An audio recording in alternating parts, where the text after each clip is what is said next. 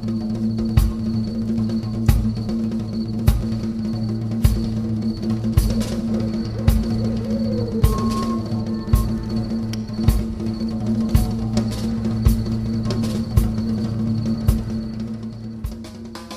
everyone, welcome to the Lost Generation, outside of the mainstream. My name is William Hooker. I am a musician, poet, and part of this generation of artists. My goal with this podcast, which is being broadcast on its own YouTube channel and my website, williamhooker.com, is to introduce you to many of the musical artists that are outside of the mainstream and have made important artistic contributions to our culture. I have also interviewed producers of the music and many fans and supporters of this work. My guests are sharing what makes this art form unique and significant. I hope these conversations will inspire you to listen to the music, which may change you in the way you view music, which again is outside of the mainstream. Today, we're interviewing multi-instrumentalist, composer, and poet, An Davis. I hope to be airing new interviews on the first of each month. We are presenting these interviews on our own YouTube channel. We have so many amazing interviews coming up that you will be hearing in the future. This is The Lost Generation, outside of the mainstream. This is a story that needs to be told. See you next month. What is the connection between the music that we're talking about and the music you've experienced and what is happening worldwide? Now, I got a good answer for that, sure. Now, in my asking that question, I'm going to ask you certain names. Okay. Sabir Mateen. Are you ready? Are you rolling? Okay, great. In light. Sabir is highly accomplished musician. His background coming from Horace Tapscott, for one, which is probably a rival to the concept and the exquisite execution of like a the Sun Ra band. And to get him on the bandstand playing with the best of the blowers, hardly anybody can outblow him. That's for sure. I would say him and when he paired off with Daniel Carter, or whenever he does, or when he paired off with Luther Thomas, or forget it. You had a horn section that no one could come in between, as far as musicians I'm aware of. Whether they be European musicians with reputations or not, or American musicians with reputations. We talked earlier, we were talking about David Ware and so on. It would have been interesting to see Sabir and David Ware pair off. I don't know that they've ever paired off before. They did a micro. They did. Okay, Yeah, so I'm removing your leg because I can't see you well. Okay, so they did a it's micro. okay, sorry. Okay, so I'm not aware of how they fared together. Yeah. But Sabir has been It was hot. close friend of mine for a number of years, and I knew him when he first came here to New York, and he came with his partner Kusinatan Shugo Moon, who was one of Sun Ra's favorite musicians, actually, alto player. In fact, when Kusinatan passed, Sun Ra never liked to have anything to do with memorials or anything, but that was one situation that he agreed that he said that he would participate in when we had a memorial for him. It turned out that he didn't show up, he didn't come, but it really meant a lot. It really meant something. One experience I like to recant when around the Sun Ra band With Sabir? was with Sabir. Okay. And Sun Ra had his first stroke, and there was a huge benefit at the village gate for Sun Ra, and everyone on the scene was there. All the musicians of renown that were able to be a part of that, and everyone was there for that. And the Sun Ra band played, and they came out, and John Gilmore was directing the band at that time, and he had taken over the band at the time. He told everybody, we're gonna accommodate everybody who want to play in the bandstand, we're everybody gonna play free. And it was Sabir and Kusinatan and myself. We came out in front of the band. We stood up in front of the band and started playing free. And you know how Marshall has this thing when he starts moving his hand back and forth, backwards, hand on his alto, and he makes this kind of effect. And Kusinatan started playing this, and Marshall stood up, while the band was playing, stood up and handed Kusinatan his horn, right there on the stage. The band was wailing, and then I never felt a more powerful experience on the bandstand with Sabir and Kusinatan playing together in front of the Sun Ra band. It's amazing, totally amazing. Okay. I recall playing. I have Sabir on 4 of my CDs. Mm-hmm. As a matter of fact, this particular CD right here, that one right there, Mm-hmm. it's called "The Distance Between Us," Mm-hmm. and Sabir is a part of that Mm-hmm. recording. And it was because of Sabir, actually. And Sabir actually sat in the same place you're sitting right now, many, many times. Mm-hmm. Many, many times. And I knew that Sabir's contribution was the fact that he brought to the music a very, very knowledgeable, wealth of information regarding the music that preceded him, Mm-hmm. the music he was playing, and his overall method of playing the tenor. And I can remember the first time we actually met, which was on 55th and 7th, and he was playing with a group called Test. Mm-hmm. Mm-hmm. And there was Sabir, Tom Bruno, Right. um, Daniel was in that band, yes, wasn't he? Matt Hayner, Matt Hayner, okay. and Daniel Carter. Yeah, you're right, Daniel. And that's where I first met Sabir, and that's where I first asked Sabir to join me in my group. Well, see, before Test, there was a group called The Future. Oh, okay. And Sabir was in it? That was. Well, I'll say myself first. Myself, Daniel Carter, Sabir, and Tom Korn played drums. Okay. Who also was an artist and curator for galleries. Oh, you mean a visual? Visual artist. Uh-huh. And Dan O'Brien played bass, and then also very often a part of it was Eve Packer, who lended spoken word and poetry. And that band we actually existed as a unit for maybe 2 years, with actually getting gigs and performing as a consistent unit.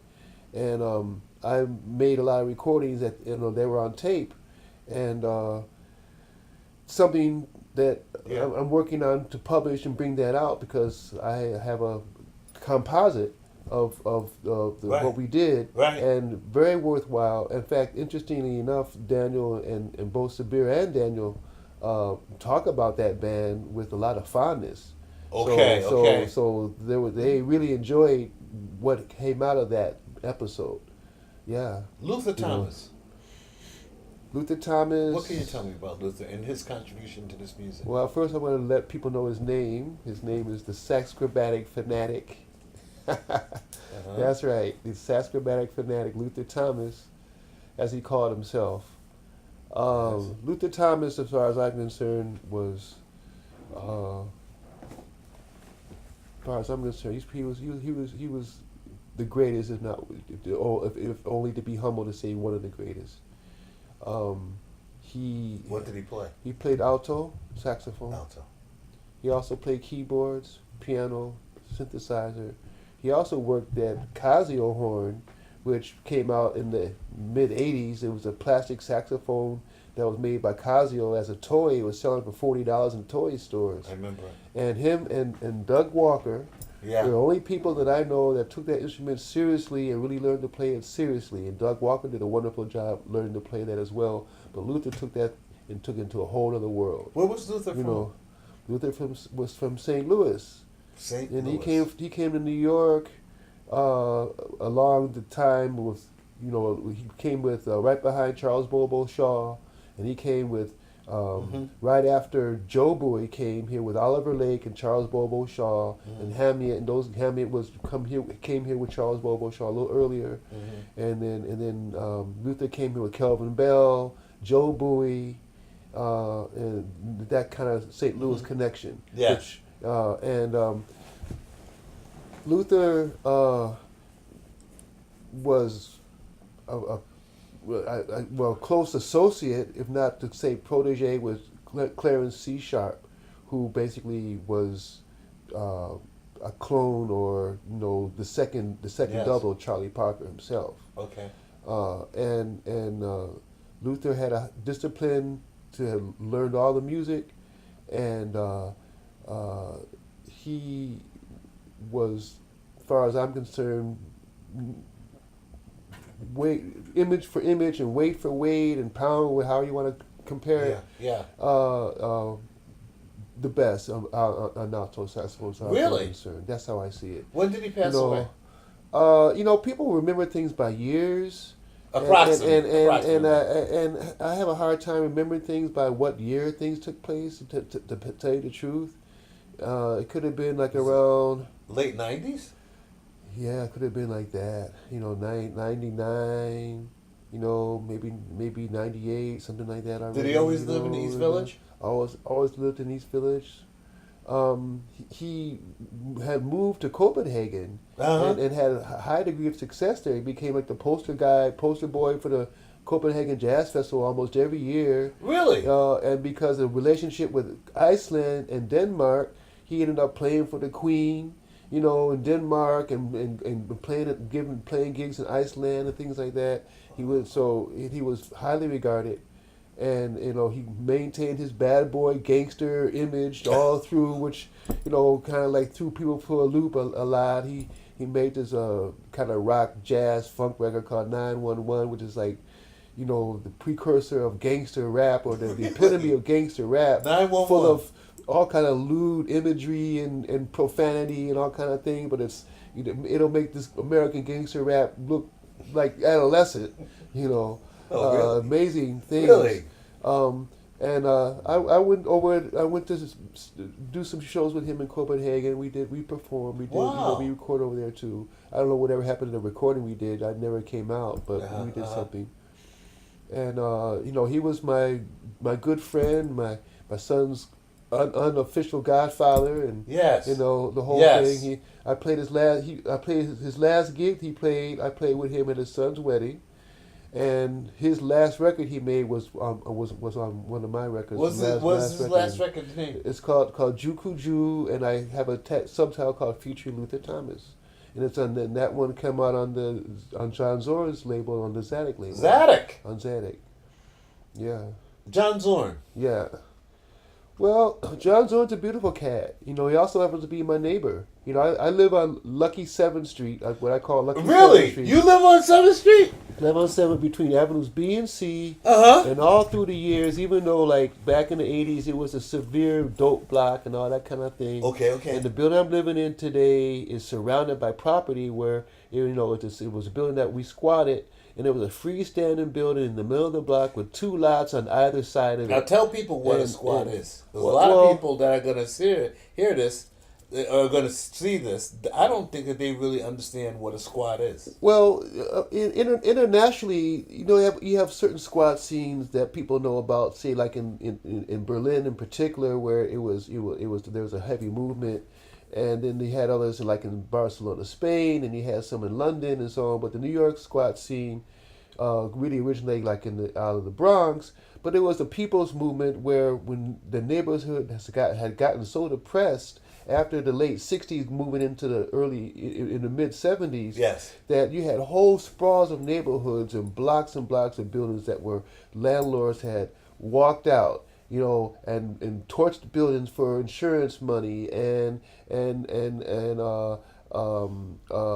there was no more city funding coming into the neighborhoods. The firehouses were forced to close, and the sanitation was put at a standstill, collecting trash and so on. And these vast neighborhoods were basically allowed to fester and to rot away. Okay. And the persons that remain in these neighborhoods, you end up having a lot of artists that stayed there, and then it also invited like a lot of, not to disrespect any person necessarily, but derelicts. Your drug addicts and your low lives and your people that just getting out of jail and they're looking for a place to hide out. Now, Seventh Street has that history way back in the day. Well, 7th Street was a part of that scene. The whole Lower East Side, from 14th Street to Houston Street, and from Avenue A to Avenue D, was all this Lower East Side neighborhood that was called Lower East Side. Before they called it East Village. And it was a highly depressed neighborhood. Okay. But yet it was a very vibrant scene where artists had flourished. It was the stomping ground to Keith Haring and Jean-Michel Basquiat. Zorn was back to Zorn again. Zorn lives in the building directly across the street from my building, which was the Squat. Okay. And on that side of the street, remained relatively intact within 5 or 6 buildings together. And then on the other side, there was a huge empty lot, and the other side was another empty lot. But that particular house is the same place that Elliot Sharp lives in, but now he doesn't live there anymore. He keeps his whole apartment as a studio. Charles Gale lived there, and Elliot Sharp lives there. Anthony Coleman also lives in that same building. Oh, okay. So all these musicians live, and they're all been living in that building for like 45 years. The same building. The same building. And then 2 doors down, after the empty lot on one side of the Squat building, Evelyn Blakey, Art Blakey's daughter, lived there. She was there. And then on the other side, 2 doors down, 2 lots down, in the next building over was Butch Morris. He lived there. Right. So, and then all through the years, it was the stomping grounds for Dennis Charles and Frank Lowe. They all coming to see coming to see Butch and hang out with Butch and things like that. So and there was a whole what I call Lucky 7th Street. For whatever reason, it attracted and retained all of these prominent musicians living in the East Village on that one particular street. So, what do you think is John's contribution to the music that we're speaking about in terms of this lost generation? Because I sense that no longer is John part of the lost generation. It's obvious. How do you see his contribution to this particular music that we're speaking of right now?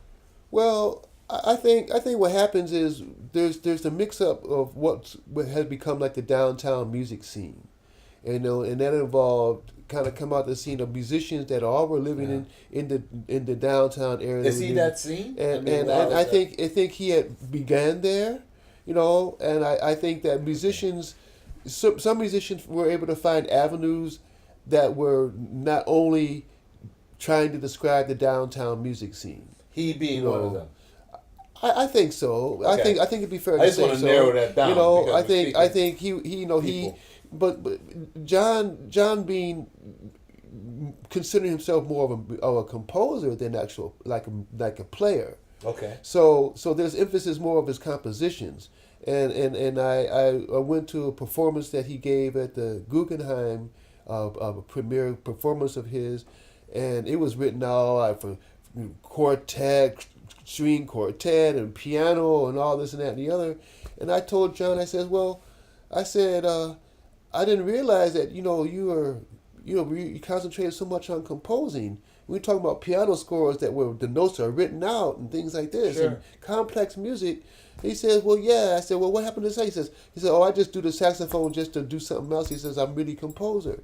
And then it dawned on me that most of the time he's really not really, he's the type of a genius that he can, has execution on his saxophone and he can perform and hang out playing free jazz and yes, but he's really a composer. Do you think that's his major contribution to this music, separate from the fact that as I think that will be because he that did will teach that will Louis. that, I think that will go over the fact of his avant-garde saxophone playing. I think he's got a high shelf of being as a modern composer because of how he's identified. For example, if he's being represented as composer in MoMA, but he's not even playing his saxophone, people are coming to see him as a composer. They may not even be aware that he even plays saxophone unless they research him and find out more of his other story. Okay, you follow what I'm saying? So on a certain echelon, he's a composer of modern works, and he's known that kind of way. All right. Speaking of E7th, okay, you probably know. I'll bring up another name, Zena Parkins. I don't really know Zena Parkins. What about Andrea? I don't really know. They live in that building too. Where in Zorn's building? They live there? Yeah. Well, I don't know. Who knows? You don't know Zena? Okay. I don't know them. What about Elliot? It's amazing. Elliot Sharp. Elliot's a beautiful cat. Okay. He's from Cleveland too. I'm from Cleveland, Ohio. He's from Cleveland? Yeah, Elliot's I from didn't know that. Oh, yeah, snap. and Elliot's very hardworking. He's a multi-instrumentalist. He's also a composer. He spends a lot of time composing music as opposed. See, myself, I compose for my immediate needs. Like if I'm running a band or something like that. Oh. But someone like Elliot or John, for example, they'll compose because that's what they do. And they'll have stuff on the shelf, and when something calls for a composition of some kind, they have something to offer. For example, myself, I'm like composing because I'll keep my hand in my practice of composition, or if I'm running a unit, I'm running a band, I'll write new material to further what I do, but I'm not writing composition, putting on the shelf saying, okay, well, here's my string quartet, and if somebody ever needs one, I have 2 or 3. Yes. But this is how these guys are. What these guys are doing. All right. They're like really composing artists. Like so, how do you see that in light of this lost generation, which has not been actually recognized for the way I say we, me included, the way we approach composition? Well, I'm beginning to look at how things have unfolded over the years. In terms of our contribution, yes. If what am I saying? It's a hierarchy of needs says that if you do this and it is my language, then you will be recognized for it. Whereas, from what I can see from the lost generation, I got it. Most of us are working for our units. I got it. So how do you see that? Well, I'm always rethinking all the time, like what's going on with the music, what I'm doing as a musician, and the fact is, like, for example, I sing to myself that phrase from Hoochie Coochie Man, well, I'm a Hoochie Coochie Man, and everybody knows I'm here. Yes. Kind of thing, Yes. And trying to get traction one way or the other. And I'm looking at, like, now almost a sub-generation to myself moving in certain ways, and I'm seeing how they're seeing light of day. Like any other generation is gonna get advantage from the labor of the ones before, and the labor and the sacrifice of those before. Okay. You see, Uh-huh. So and what I'm looking at now is like who are the bookers and the promoters kind of interested in? It's not so much just the players per se anymore, how well you play or certain. It's how you organize your groups. It's how it's almost like a composer's world kind of way, and it's kind of and if I rethink it, well, this has always been like the Euro standard, of composition. Just before we started taping, we were talking about Mozart and so on. Well, you have plenty of improvisers, Mozart, Beethoven. Those guys were skilled improvisers. They would sit down in a salon and play and make women cry and all that stuff, and they would just make up stuff on the spot, which we eventually turned perhaps into compositions. But they were also that. Mm-hmm. But their claim to fame in their own lifetime and in out into the future was what they left behind. Written music. What they left behind. You see, and they couldn't leave an emotional improvisation behind where like 50 people in the room heard it and they said, "Oh, the greatest thing I ever heard. We'll never hear that again." But they couldn't leave that behind. You see, so I'm almost thinking like this is kind of like the model of what begins, what causes for that foundation that gets etched into somebody's identity of history, somebody's identity of what becomes important and fundamental in the idea of in the idea of the music. Okay. You see, Jerome Cooper. Jerome Cooper also was a neighbor of mine. Someone else in part of this downtown music scene. It's so fertile, the New York music scene.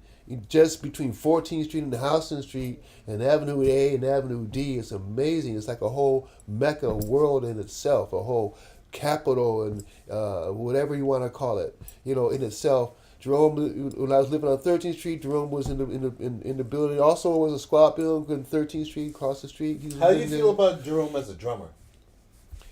Because he was with the Revolutionary Ensemble. He's a history maker. What long time ago, I stopped judging anyone who's really out there in the game, giving it all they can, being sincerely dedicated to their art, whether they're actor, musician, dancer, whatever it is, painter.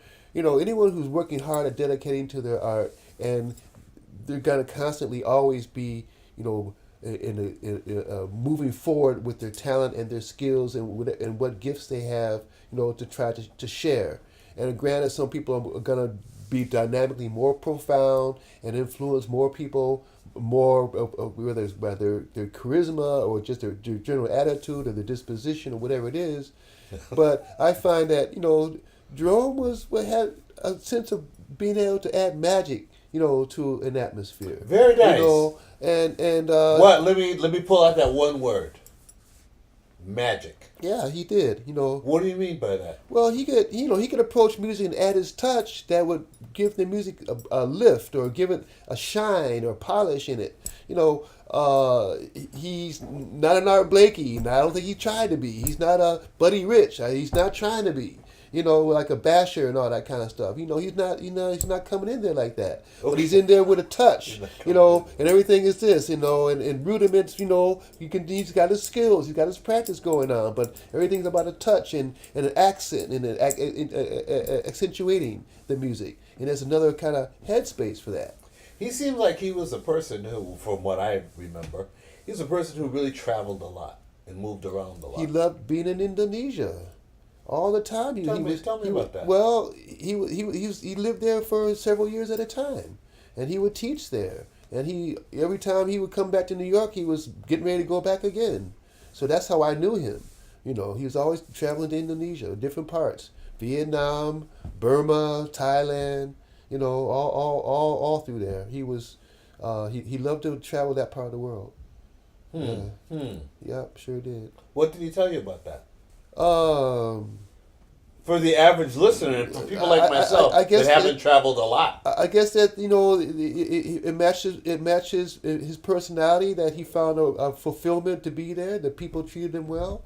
He always had some teaching position where he got paid well, respected for being a American artist and to teach there. I don't know if it was the college level or just what kind of guest. So how they have just different guest sabbaticals and things. Yep. I don't know quite what kind of situation they really were, but that's what he liked to do. Well, let me shift this conversation 1 second and ask you about this. Is this music meant for a wider audience or for the select few that are at the edge of the cultural dynamic? Well, how do you feel about that? I mean, please elaborate. Well, you have musicians that are digging into academic, meritorious music this kind of way that requires high skills to execute or demonstration of development of skills and musical sensitivities. It's always impressive to anyone, on any level. but what happens is, I think it's like when you study music in school. You know, you before you graduate, you're gonna have you're gonna study the chance music, the aleatoric music. The coming from Charles Ives and John Cage and those kind of people. Even going Karl Heinz Stockhausen and all. You have all this, this experimental kind of music. You have the Schoenberg, the 12-tone thing. But if you were to have two festivals on the same street, in the equally nice concert house, and one is a Mozart festival, one is a modern music festival of Schoenberg 12-tone music. Okay. The line's gonna be all around the corner waiting to go hear Mozart, and it's gonna be limited going to hear Schoenberg in the 12-tone music. Now, why is that? When this is the modern music, it's been modern music since 1910. Right. It's been the apex of Western music in terms of like what is studied by all students before you can graduate. You have to understand it. You have to know it. Okay. The whole idea is that when you get out of that school mode, you go out there in the world and you apply with what you know. So you do modern compositions. You might imply 12-tone. You might imply aleatoric chance music in your composition. Sure. You might get out of doing music altogether and start beating on trash cans or playing TV sets and add that to your sound call it modern music. Okay. Fire engine sirens and that all becomes like a kaleidoscope of modern sound that makes music. Yes. But going to hear Mozart for what happens is it falls on a more of a simplicity, and it kind of pulls on the heartstrings a little more. But are we talking about the wider audience? Because as far as I can see, the wider audience likes both of those that you mentioned. When we talk about the lost generation, that's why it's seen as a lost generation, even though it's not. It's because neither one of all these people that we have been talking about, none of these people either are dealing with experimental aleatoric music or classical music, and very few of them are recognized for even being musicians on the planet. So what I'm asking about specifically is the people that we've been talking about for the last 2 hours. How do you see them as related to the wider audience, and who is this music for? This music I'm talking about. Well, I think, and why? I think it's interesting because I think with wider exposure, like in a business sense, I think that more people would appreciate it and really like it. I think that people have to. It's like good wine or something. Good food. It's not gonna. Nathan's Hot Dogs and McDonald's is gonna take the cake for most people's needs. They're not gonna really be looking for a gourmet dish somewhere the same way, no matter even if it costs the same money, even if it's not separated by cost, for example. Okay, I got you. What I mean? I got you.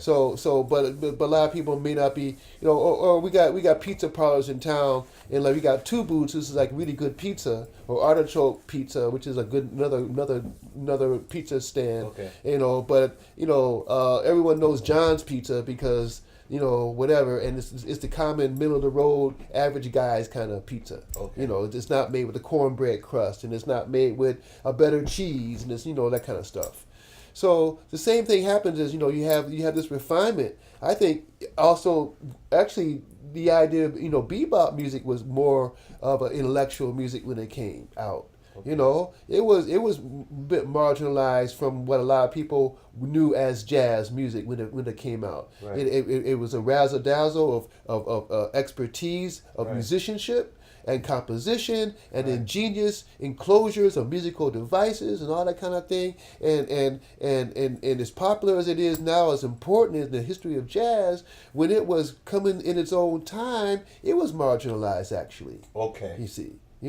But it took somebody to expose that economically, whether it's the Baroness or whoever it was, right. To open the club, Berlin, whatever it was, so people could find, wow, this is hip. I want to be a part of this. Then it goes to more people. You see? So somebody has to be along those lines. I'm looking at certain artists that are coming through now that are getting real advantage and real traction in their careers a certain way, and it doesn't happen without the business. So you have but they're lined up. They're not trying to get a gig saying, "Oh, I got this band, I want to get a gig," and I'm sitting on computer. Here's my resume, or here's my blog page, or here's my website. And check out all the wonderful things I'm doing. Yes. There's a certain professionalism that has to enter in between the business of the music and the artist, and that is the promoter or the agent or the booker or something like that, which adds to credibility.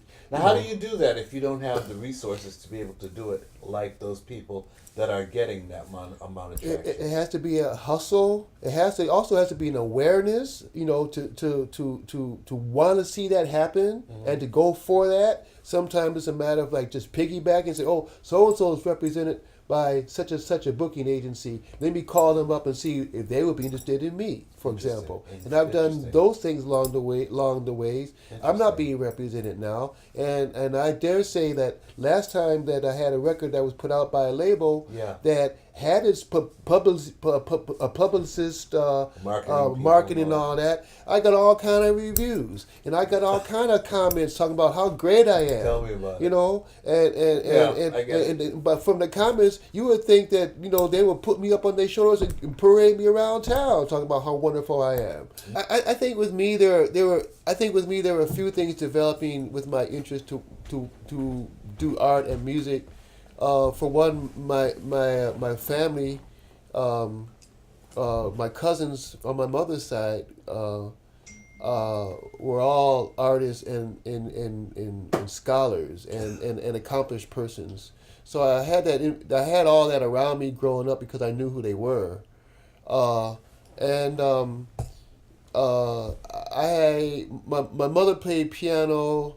But she didn't always play it around the house all the time. But she wanted my brother and I to take piano lessons, and she was a terrible teacher, I have to admit. She used to yell and scream all the time. It's like, I said, "Who taught you?" So, but I had that, and my world and my home environment and my neighborhood and black culture in America is all about music is so important. It's a part of it.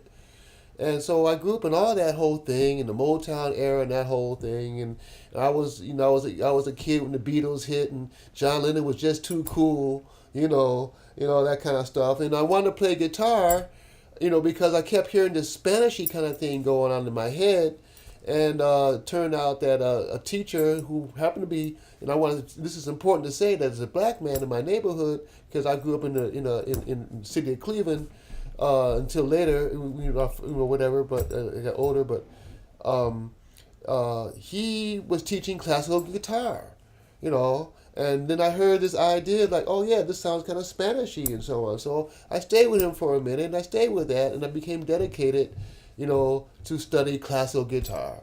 By the time I was 14, 15 years old, I was already doing very well. By 16, 17, I was already recitaling. I had a reputation, and I was doing very well. I went 1 year at Cleveland State University. Also, my last year of high school, I got involved in doing like garage bands, and I got my first electric guitar, and I built my own speakers, and they were all piled up high, and all that kind of business. And I was in this rhythm and blues band called Sky's the Limit, which is like a Motown kind of band. They had the four guys, singers, and they had the dance steps. And the first band I was in, the band, we all had steps and so on, and we played this way. Mm-hmm. And the band was very successful for 2 years I was in it.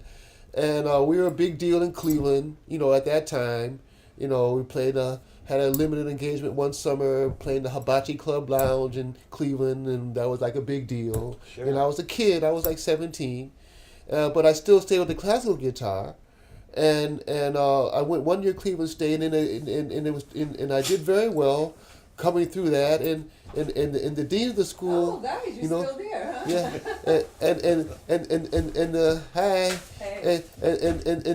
the music dean of the school said, well, look, we would like to see you stay around, but it was described to me like if you really want to have a career in music, especially as a classical artist, it was important for you to go somewhere and find a teacher, because that was what I wasn't going to get a background at Cleveland State. At that time, guitar as a major instrument was not common. It was like almost, it came along the same time as like being in jazz band in college. Not every college had a jazz curriculum, so you had to pick and choose where you went to school.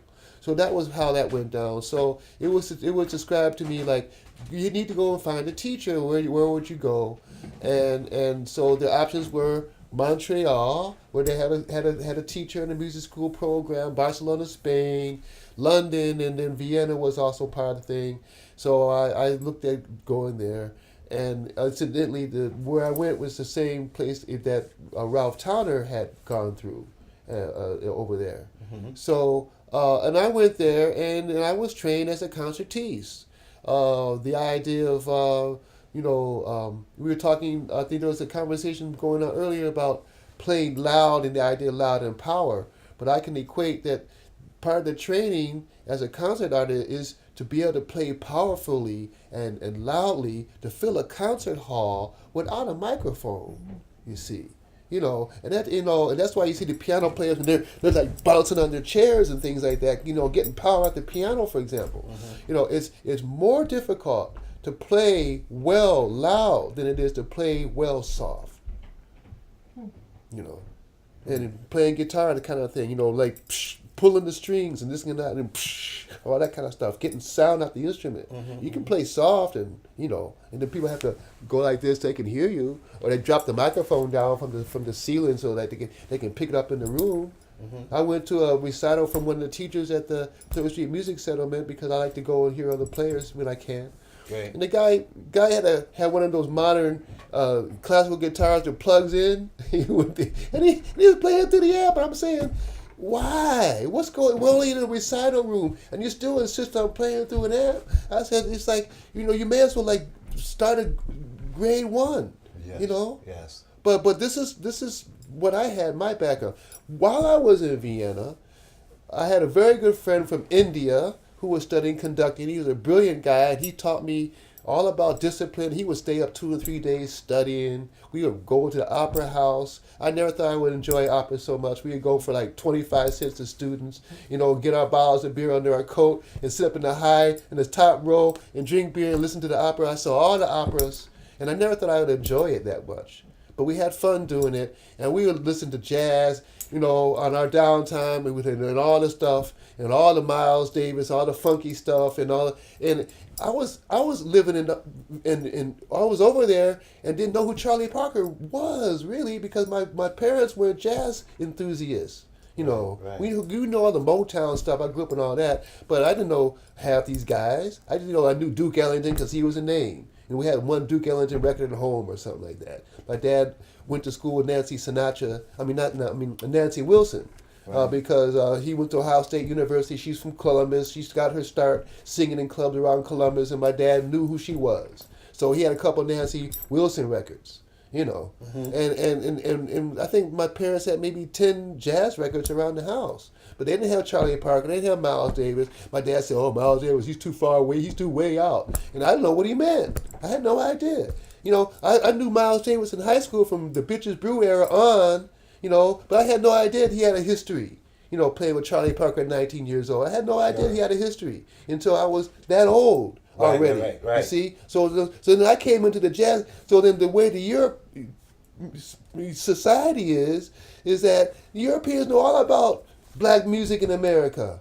It's over here that we don't know nothing about it. So I go to the record stores and the bookstores, they get all the books, I'm reading about all these people and seeing this and seeing that. I said, wow, look at this. I don't ever know in this whole world that didn't even exist. And my friend David and I, we listen to all this music all the time, and basically he turned me out to that. So when I made my run being there, then I came back and I started doing the improvisational thing, doing nylon string classical guitar with an ensemble. That's how I kind of edged in, and it was like quasi avant-garde, quasi classical, mixing in with the music. I didn't even own an electric guitar, at that time for like maybe 2, 3, 4 years. When I come out of school, I didn't even own an electric guitar. You see. And then I kind of got back into that, and so then now everything I'm doing is like, as far as I'm concerned, the blues are infinite. The blues is infinite.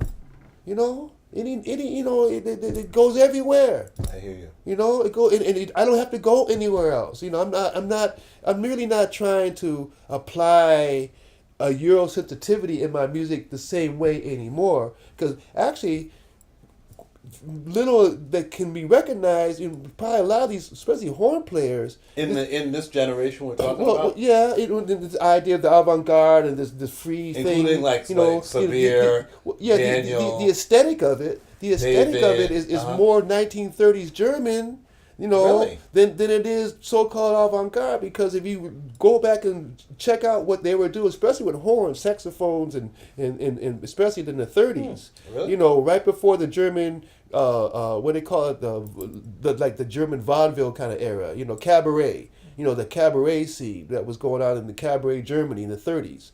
There was a lot of experimentation using these instruments, overblowing, different, unorthodox techniques. That was the whole idea of being able to find other alternate fingerings for these notes, for the saxophones and things like that. And the idea of avant-garde, that term goes back to the 30s, the idea of avant-garde. See? So they're not really aware that a lot of this scientific approach to playing the music is really going back to European 30s. Okay. See, now what happens is, because horn players got to the part, this is how I see it, in the 60s, of being able to express this drive, this freedom now. 60s. We out of here, we busting out, we can't get it our way, I gotta blow you down with my horn, and kind of thing. The fire come out. This is our frustration. I'm gonna blow you away, kind of thing. You see, the fire come out. Right? I would disagree with that. Okay. But the reason why I would disagree with that is because I'm starting to really realize that most of the people who were speaking about the fire, they weren't only speaking about the fire next time in terms of anger. It was a very, very intellectual, philosophical way of looking at playing. Okay. I'll just name one, Okay. Archie Shepp, for Okay. example. People thought he was the most angry person on earth. They don't realize, and he's probably your neighbor. Well, I don't know. You told me. You told me. I'm gonna say, but I just think that what you say is of such value, because then I get a perspective from someone that has not only you haven't lived only here, so you see it in you see it in a different way, and that's very important. That's very important, because I think that through the course of time that we're going to be doing this, I am going to be speaking to people that have so many different perspectives about it, and I think that that's going to be really interesting. I think so.